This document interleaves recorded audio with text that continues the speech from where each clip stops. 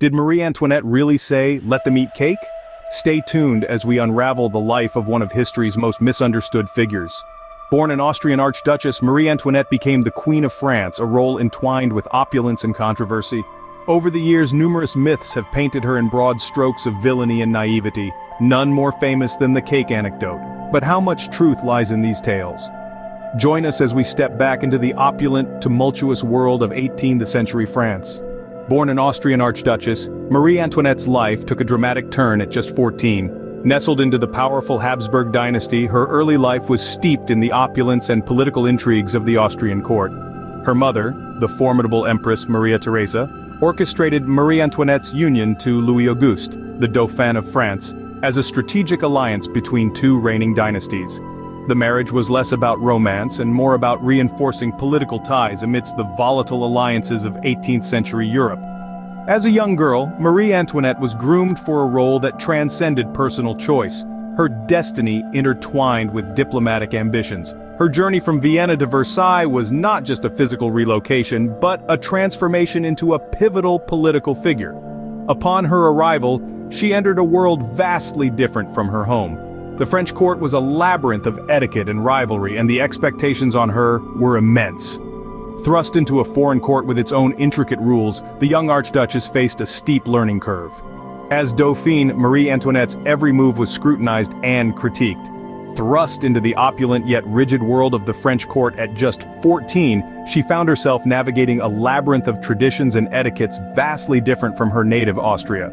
Her early years at Versailles were a delicate dance of diplomacy and personal adaptation.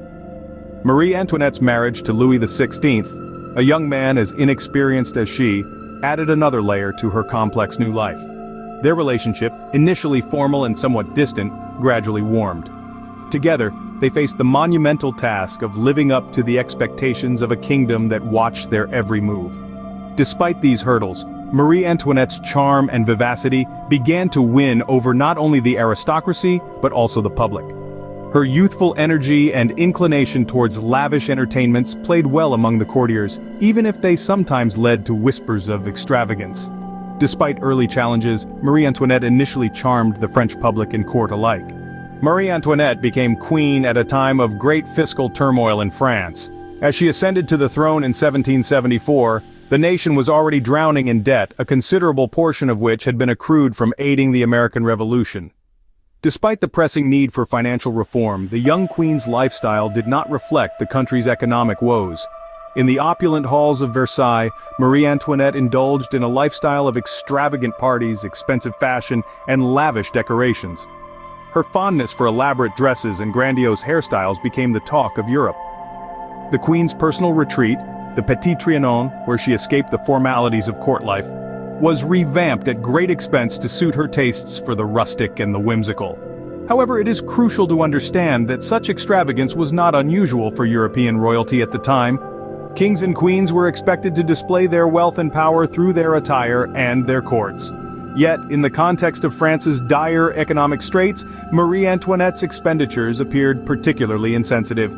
Her lifestyle starkly contrasted with the harsh realities faced by the French populace, who grappled with famine, rising bread prices, and general economic instability.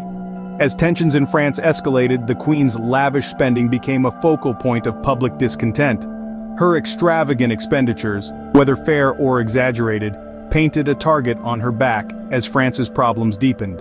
The winds of change brought by the French Revolution would sweep away much more than the monarchy. It was an era marked by profound upheaval and dramatic shifts in power dynamics, with the monarchy at the heart of the storm. Marie Antoinette, once revered as a queen, found herself ensnared in a web of political turmoil, her every move scrutinized and derided. As the revolution gathered momentum, the role of the monarchy was hotly contested. The queen, in particular, became a focal point for the public's grievances. Her political involvement, often seen through the lens of her foreign Austrian heritage, stoked the flames of distrust. Marie Antoinette was portrayed as an outsider, meddling in the affairs of a nation to which she was seen as unfaithful. Her attempts to influence King Louis XVI and her communications with foreign powers were viewed with suspicion and hostility. One of the pivotal moments of the revolution was the storming of the Bastille on July 14, 1789. This event did not just challenge the structural integrity of a fortress, it shattered the perceived invincibility of the French monarchy. The populace, fueled by years of economic hardship and inspired by revolutionary ideas, now dared to take power into their own hands. In a desperate bid to salvage their reign and their lives, the royal family attempted to flee France in what is known as the Flight to Varennes in 1791.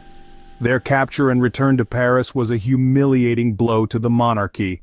It underscored their vulnerability and further diminished their standing among the French people. As the revolution intensified, so too did Marie Antoinette's unpopularity. She was caricatured as Madame Deficit in the pamphlets of the day, blamed for the nation's financial woes. Her lavish spending and perceived indifference to the plight of the ordinary French only added to the public's ire. Caught in revolutionary fervor, Marie Antoinette's fate hung in the balance. The queen, once an emblem of royal opulence, became a symbol of all that the revolutionaries sought to overthrow. In the tumult of revolution, the line between a queen and a captive blurred, as the shadows of the guillotine loomed ever larger. From a palace to a prison cell, the fall of Marie Antoinette was both rapid and ruthless. In the early hours of a chilly October morning, the once revered Queen of France was arrested, stripped of her regal bearings, and plunged into the grim confines of the Conciergerie, the most notorious prison in Paris. Here, the stark walls that had once echoed with the footsteps of criminals now resounded with the solitary treads of a fallen queen. Marie Antoinette's trial was as swift as it was severe. The revolutionary tribunal, eager to make an example of her, charged her with a litany of crimes, the most damning being treason against the French state. Accusations flew wildly, painting her as an enemy of the people and a conspirator against the nation she once served.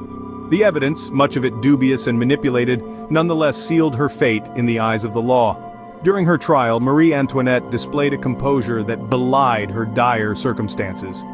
Even as her fate grew increasingly bleak, she maintained her dignity, answering her accusers with a calm and steady voice. This poise was most poignant when she refuted the inflammatory claim of incest, a moment that even drew a reluctant murmur of sympathy from the hostile crowd. Her final days were spent in isolation, her royal status reduced to mere memories. As she approached the guillotine on that fateful day, in October 1793, her stride was resolute, her face composed, the blade fell, and with it, the tumultuous chapter of her life closed. Marie Antoinette's final days were marked by dignity in the face of overwhelming adversity. History often remembers Marie Antoinette for extravagance and her alleged indifference. However, a deeper dive into her legacy reveals a narrative far richer and more nuanced than the simplistic tales of decadence and detachment. Marie Antoinette's portrayal, in media and scholarship, has evolved dramatically over the centuries. Initially vilified by revolutionary propaganda, she was depicted as a symbol of the corrupt and extravagant monarchy that led France to financial ruin.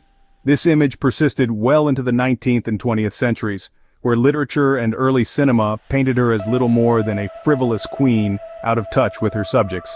However, modern historians and biographers have begun to challenge these portrayals, bringing to light the complexities of her character and situation.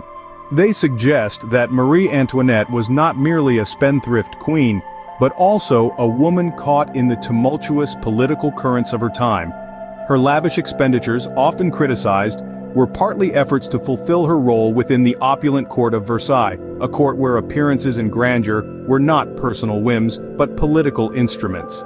Furthermore, her personal letters and accounts by those who knew her reveal a Marie Antoinette who was compassionate, often engaging in charitable works and showing genuine concern for her people's welfare, traits overshadowed by the overwhelming crises of her reign.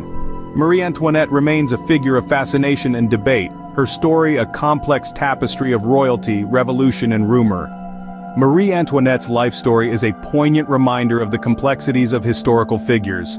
From a young Austrian princess thrust into the heart of French politics to becoming the Queen of France at a tumultuous time, her journey is nothing short of dramatic. As we explored, her early days in Versailles were marked by opulence and political naivety, which starkly contrasted with France's dire economic conditions.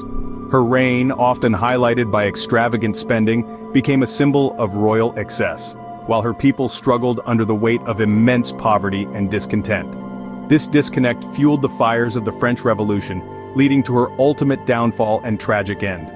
Yet, despite the controversies, Marie Antoinette's legacy continues to be a topic of fascination and debate.